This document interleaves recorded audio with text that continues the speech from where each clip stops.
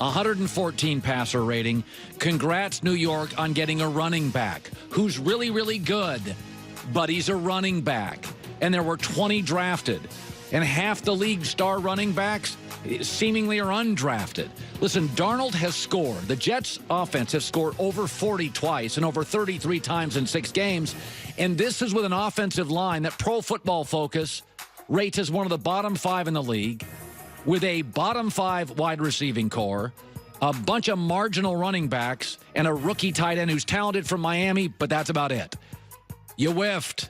You were afraid of offending the Manning family. How ridiculous do the New York Giants look today passing on Sam Darnold? Where Colin was wrong. My Blazing 5 was terrible. I was lucky to be 2-3. First of all, I like the Colts, the Jags, and Cleveland. They all got killed. The games weren't even competitive. I was on the wrong side of all 3 of those games. Now, I'm 58% for the year, which is, if I can end up there, I'll be very happy. The Browns' loss was inexplicable. They were playing an L.A. team flying out east for an early game. And I never liked that one. They were so incredibly Cleveland, this could be the game. And Cleveland didn't give you 8 minutes of energy. It was, to me, it was shocking how bad it was. It's not that they lost. They didn't bring any energy. They lost very badly, but I still, I think people underestimate the Chargers. Yeah. All right. Where Colin was right. Oh, gosh. Jim Harbaugh, 6-1. Jim Harbaugh's pretty good. Michigan rolled Wisconsin. And, oh, by the way, their offensive line and their quarterback situation, which didn't look good at Notre Dame, it looks pretty good now. Can I give Harbaugh some credit here? You do realize that even though he knew he was going to play Wisconsin, he knew he had to go to Ohio State, he knew he had to go to Michigan State, he still was willing to schedule, Notre Dame on the road. Unlike Alabama, which won't play an out-of-conference road game against a legitimate team, Harbaugh, knowing his schedule years ago was brutal, was like, yeah, I'll go to Notre Dame still. The bottom line is Harbaugh's always been able to coach. They control their own fate. I don't know if they're a Final Four team, but they're certainly worthy of being in the discussion of a Final Four team, and they were reeling when he took the program over. Where Colin was wrong. Brock Osweiler threw for 380 yards against the Chicago Bears. And I watched that game as I picked my jaw up off the floor for 3 hours. First of all, it was just a beautiful mess. They're going to do a documentary about that game 10 years from now. It was a mess, and it was beautiful, and it was wild, and there were fumbles at the 1-inch line. But Osweiler was in control, did not get sacked, was confident, made a couple of incredibly important throws down the stretch. And I said on NFL Kickoff yesterday, I'm like, oh, this is going to be a nightmare. Brock Osweiler got a call in the morning, you're starting, and I thought played as well as he has played in the last couple of years. Tip of the cap to Brock Osweiler. Looked like a real NFL quarterback. Where Colin was right. We predicted Saxonville was a 1-year story. That they wouldn't be great again. That this would not last. Is that Blake Bortles, sometimes he had an easier schedule, and Andrew Luck and Deshaun Watson got hurt in their division. The bottom line is they've been downhill since losing to New England. They've lost 3 of 4. They're literally pathetic on the road, and you can't tell me that any player in that locker room thinks Bortles is a franchise guy. In fact, you can't tell me any coach on that staff thinks Blake Bortles is getting us to the Super Bowl. I never bought into a team that gives itself a nickname, gets real loud and cocky. Their schedule was going to be harder. It was going to be a first-place schedule. And frankly, the AFC, as we predicted, was going to be a lot better this year. It is, and Saxonville is no more. Where Colin was wrong. Ed Orgeron, the coach at LSU, I mean, Joyce heard me say this. I never took him seriously as a head coach. I thought he was a great recruiter. I think Jimmy Johnson once told me he'd be one of the first guys he'd hire on his staff. Great guy, great recruiter, great family guy, but I never really took him seriously as a head coach. Well, they blew out Georgia, they've beaten Auburn, they beat Miami, and they've looked composed, they've looked organized. He bombed at Ole Miss, and he just didn't look the part. USC passed on him, but I got to be honest, when I watch LSU, it's not just that they're winning. They look good situationally. They look good and organized offensively. And Ed Orgeron has been terrific this year. Good enough to beat Alabama? I don't know. But they have beaten Georgia, Auburn, and Miami, and those are good teams, and they beat all of them. And that Georgia win was thoroughly impressive. Where Colin was right?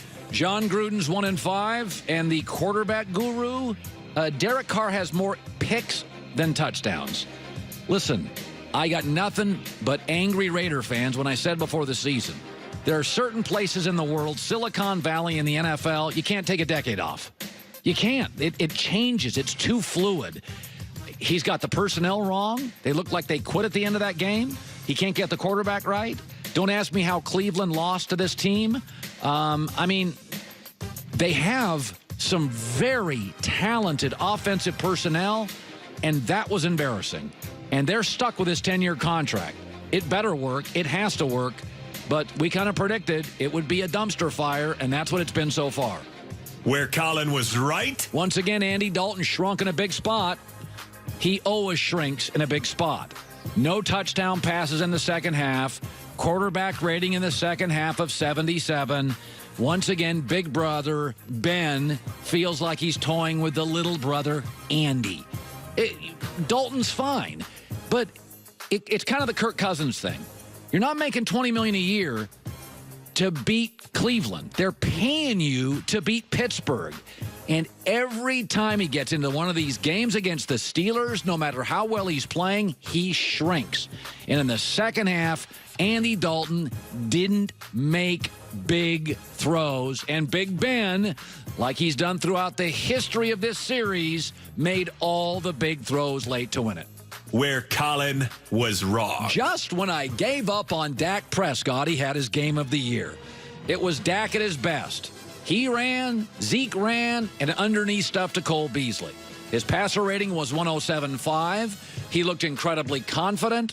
You could tell the coaching staff tweaked the game plan to make it more Dak-friendly and more about Dak running. He had 11 rushes, including 2. Probably would have had another one, but fumbled it, and it came back to him.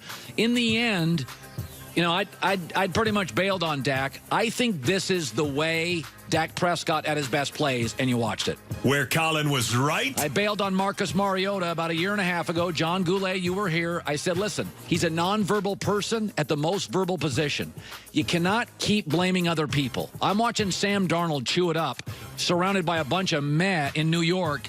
You can't have me wait 4 and 5 years. You can't. If I got to wait 4 years like Blake Bortles before you have the year, then you're not the guy. They were 1 for 10 on third downs. By the way, he was sacked 11 times. Some of those are on you. There's a reason Brady doesn't get sacked. He audibles out. He gets rid of the ball. You can't keep me guessing if you're the man 4 or 5 years into a career. Then you're officially not. I bailed on him a year ago, and I feel justified today. Where Colin was right? Just roll the tape. Bills have the ball at the 25-yard line. Peterman picked off! Joseph! And he will go! Touchdown! The Texans have scored 10 points in the last 11 seconds. And that is a look you've seen a lot from Nathan Peterman in his career. A couple of weeks ago, I called him Nathan Perlman, and people said, you can't get his name right. And I said, throw more touchdowns than interceptions, and I'll get your name right. Do you realize he has 3 TDs and 9 career picks? He's got 3 career TDs and 2 pick sixes. He should be a safety. He leads the NFL in interceptions. Okay. Oh. I know. I don't want to be mean, so I'm just going to stop talking. But listen, you're keeping it real. It's not good. It's hard. This is hard. It's a hard league to be a quarterback. It's hard. It's really now. It's easier today. It's easier today than it's ever been. Do you know the last 13 quarterbacks drafted, one guy appears to be a guy that you can't put behind the center in a big spot? That would be Paxton Lynch. The other 12 are working, varying levels. But I'm not saying this is easy. I'm not saying this is easy. It is hard. But it's not 3 touchdowns, 9 picks hard. No. It's not that hard. Colin right, Colin wrong. Trent Dilfer's around the corner. Tony Gonzalez, packed. And I saw something this weekend. I'm going to make a proclamation. I think I'm watching the best player I've ever seen at a certain position, and it's not Tom Brady. That's next. It's the Herd. I love that Dollar Shave Club